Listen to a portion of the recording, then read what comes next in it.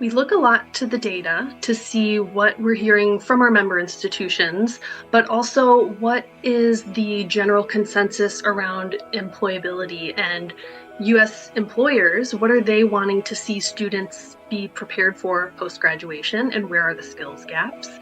And as we follow NACE, the National Association of Colleges and Employers, when they do their surveys each year, the latest outcome survey showed that students had one of the largest skills gaps in communication.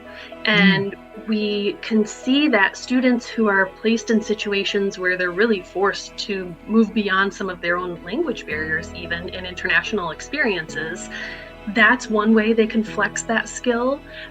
We're also seeing that students who maybe rely so heavily on technology aren't utilizing the ability to communicate effectively in teams.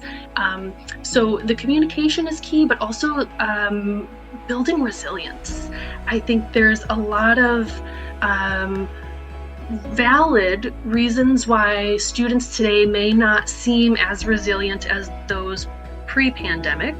A lot of them maybe were put in situations where they were still able to live at home under the comfort of their families and maybe weren't pushed to do as much independent work or studies as the students pre-pandemic. So finding ways that the students we serve can be sort of coached through those opportunities, I think is going to be really important for allowing students to be challenged, but in a supportive environment.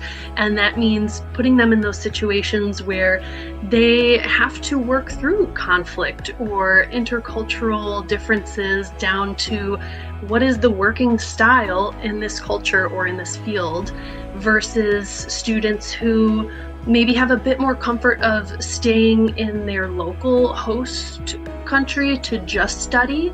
And I don't say that lightly. I think students who are able to study abroad, it's a fantastic opportunity. However, they do have their US peers with them in class, versus the students who are interning abroad. There's the added layer of being immersed in a workplace with other local adults and not having sometimes the comfort of their peers alongside them through that experience.